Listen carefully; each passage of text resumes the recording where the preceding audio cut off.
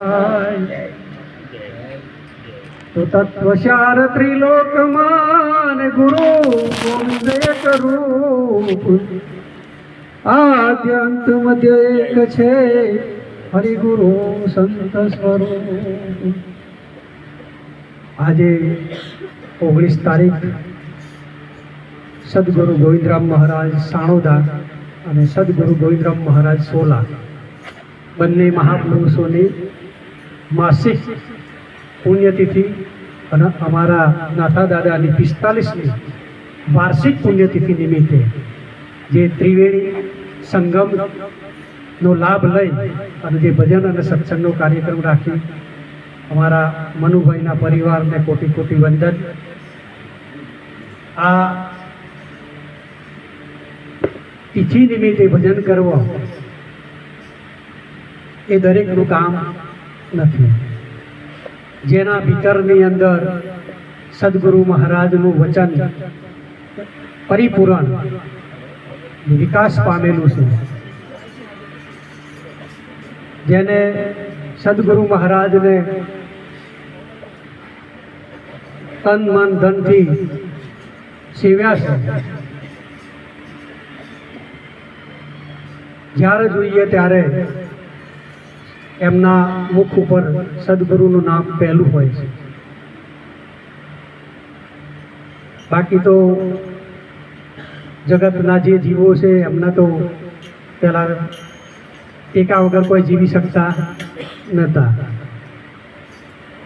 કોઈને શ્રદ્ધા બેઠી હોય માતા ઉપર, કોઈને હનુમાન ઉપર, કોઈને રામ ઉપર, કોઈને કૃષ્ણ ઉપર, પણ જે દિવસથી સદગુરુ મળે એ પછી સદગુરુ એટલે વિશ્વની અંદર મોટામાં મોટો જો ગણો તો ગુરુ એટલે સૌથી મોટો. જો ભૂમિથી ભણ્યા હોય તો લઘુ કોણ અને ગુરુ કોણ? લઘુ એટલે નાનામાં નાનું અને ગુરુ એટલે મોટામાં મોટો. એટલે કીધું છે ગુરુપદ પંકજ પૂજતા 14 લોક પૂજાય, શેષ વિરંચી શારદા વાલા ગુરુ તણા જસતાય. એટલે જેને જેને સદગુરુ મહારાજનું સેવન કર્યું છે, સદગુરુ મહારાજ જીવનમાં ધારણ કરેલા છે, એ જ આ કાર્યો કરી શકતા હોય છે. સદગુરુ મહારાજના જે વખતે બોધમાંથી ઊભા થઈએ એ વખતે કંઈક રેણી આપણે બોલ્યા છે, અને આપણું બોલેલું આપણે પાડવાનું છે. સદગુરુ મહારાજે એમને એમ કઈ વસ્તુ આપી દીધી નથી, પણ જે નગુણા માણસો હોય આ કશું કરી શકતા નથી. બાકી સદગુરુ મહારાજના આપણે જાતે જ બોલેલા છીએ તો ભાઈ તન સહિત સંતોની સેવામાં, મન ભજનમાં અને ધન સારા કાર્યમાં. સારું કાર્ય એટલે કેવું?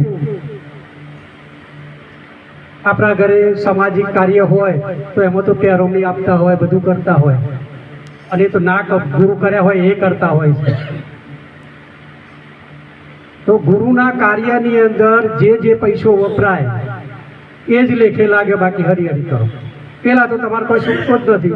ના હોય તો એવું કરીને પોત પછી ઉછી પાછી ના કરીને વ્યવહાર કરવો પડે.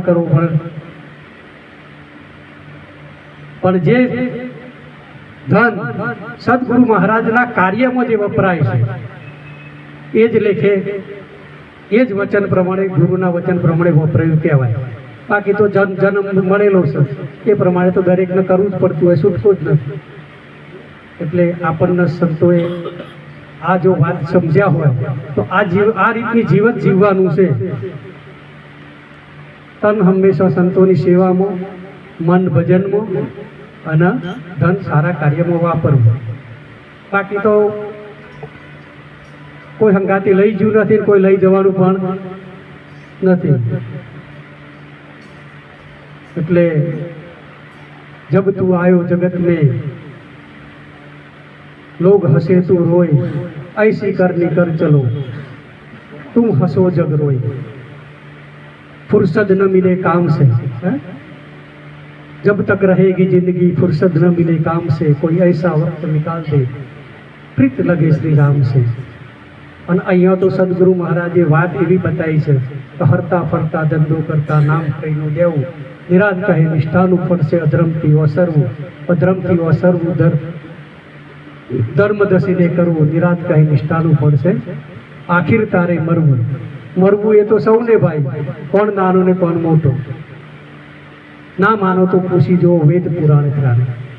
આ આપણને એવી વાત શીખવાડી છે, એવી ચાવી લગાવી છે, જેના માટે કોઈ સ્પેશિયલ ટાઈમ કાઢવાનો રહેતો નથી. અને એવી વાત આપણને ગુરુ મહારાજ એવી કળ બતાવી છે.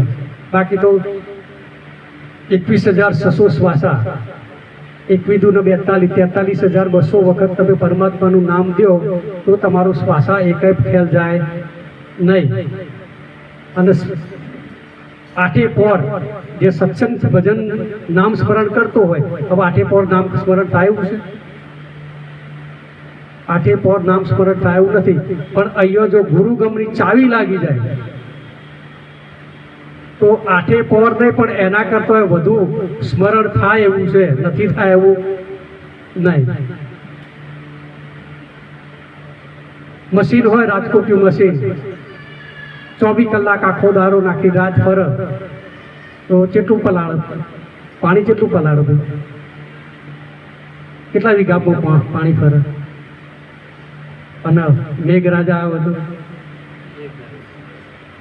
તો આ રાજકોટ ગમે એમ ફરી પણ પલરે એવું નથી. પણ જેને સદગુરુ મહારાજ જેને કળ લાગી જઈ છે એને ખરેખર આઠે પોર આનંદ છે.